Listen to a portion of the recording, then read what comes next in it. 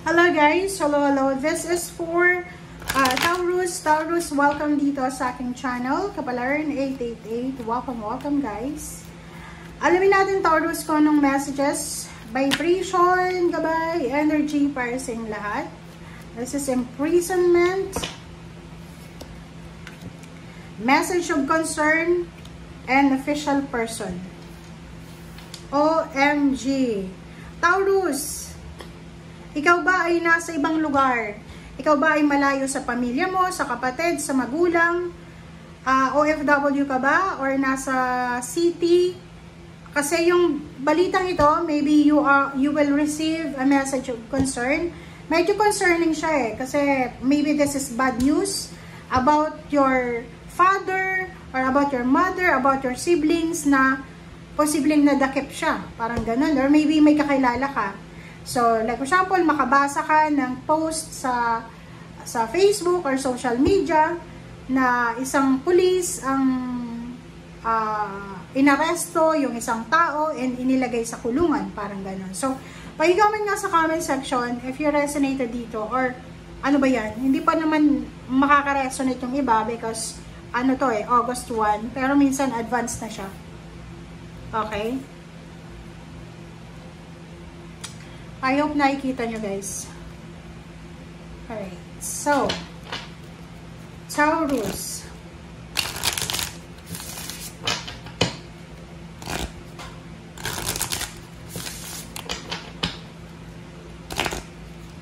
Or possible din dito, yung iba na Taurus na nag-a-apply ng trabaho. Maybe they're applying for a job, maybe local or international.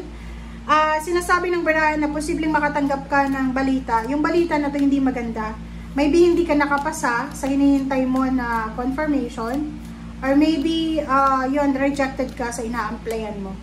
So, kung kaya parang medyo disappointed ka, restricted ka, yung parang ganun. Hindi ka makagalaw, hindi ka makapagplano because wala eh, rejected ka eh. 'Di ba? Waterfall, effortless, and activation. This is air signs, energy, and water sign. So, parang sinasabi ng bara sa'yo na isang water sign, Pisces, Scorpion, Cancer, air signs, Gemini, Libra, and Aquarius, ang posibleng makakatulong sa'yo sa kung ano man na kailangan mo ng tulong. So, from August 1, kung may mga kakilala ka, kamag-anak na air signs, Gemini, Libra, Aquarius, water sign, Pisces, Scorpion, Cancer, sila yung mga tao na pwedeng makakuha or makuha mo na parang allies, kakampi, katulong, or sila yung mga tao na bibigyan kanila ng pagkakataon para makapagsimula ulit ng bagong buhay or kanpaman. Alright, so let's check it, Taurus.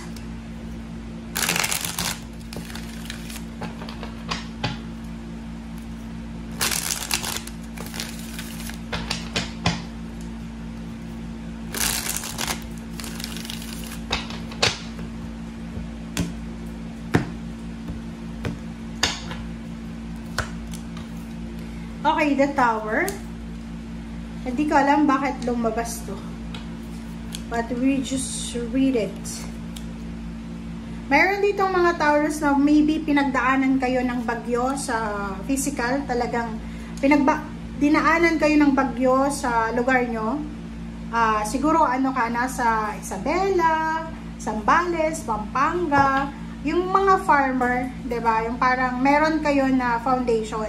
Maybe this is your house, this is your business na pinagdaanan kayo ng bagyo. Sinasabi ng barahan na huwag kang panghinaan ng loob. Okay? Huwag kang matatakot, huwag kang mawawala ng pag-asa. Because the Page of Wands, there's a promise in your future. Kumbaga, hindi pa tapos ang mundo. Siguro lahat naman tayo pinagdadaanan ng bagyo. But if yung pinagdaanan mo ay sobrang worst, be positive. Okay? Just shake it off, parang ganun, shake it off, okay lang, parang ganun. And wag mong aalisin sa sarili mo yung excitement. Dapat excited ka para sa future, sa kinabukasan. And nakikita ko sa'yo dito na isang offer, job offer, business offer from 4 places. distant horizon, di ba? Yung parang malayong lugar, na kailangan mo mag-travel, ang posibleng matatanggap mo. Nakikita ko sa'yo dito, meron kang decision making na kailangan gawin, but medyo contradicting yung nangyayari sa ngayon. Like for example, may kailangan kang suportahan, pero you're confused.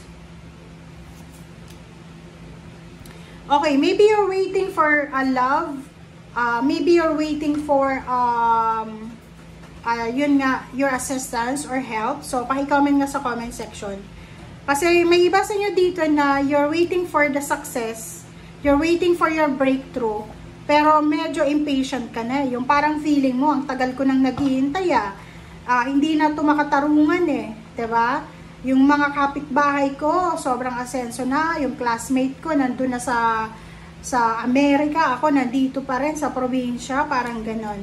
So, nakikita ko merong Taurus na medyo problematic because of kung ano man ang nakikita niya sa labas ng comfort zone niya. Sinasabi ng bara, huwag kang titingin sa iba.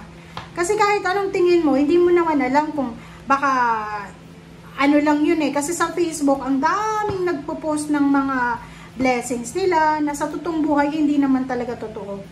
Kaya nga, di ba, mahirap maniwala sa mga posting na yan. Okay? Tsaka, uso ngayon yung robot na pwedeng ilipat yung picture, ganyan, ganito. Kunyari, nasa Maldives sila, pero nasa bahay lang.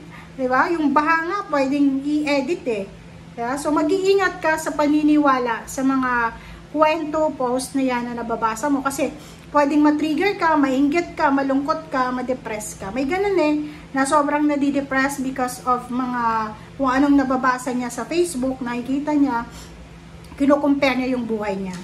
So, Knight of Pentacles and Ace of Pentacles, sinasabi ng barahan na isang napakalaking offer, isang napakalaking job offer, or kung ikaw ay business person, isang malaking kontrata ang posibleng matatanggap mo na pwedeng pagkakitaan. So, you need to calm. Kalmahin mo ang sarili mo. Isang desisyon ang gagawin mo din, Taurus. And this decision is all about traveling, all about movement. So, posibleng isang Taurus ang may karelasyon, kalibin partner, boyfriend, girlfriend na Capricorn na posibleng magdesisyon kayong dalawa na mag-part ways na lang. Yung parang mag-break na lang kayo or it's either together nyo na lalabanan yung buhay, di ba? Parang ganon. And nakikita ko sa'yo dito na kailangan mong magdesisyon. Napaka-importante yung decision making mo from August 1 hanggang 15. Kasi dito nakasalalay yung emotion mo. Okay? Thank you guys. Bye!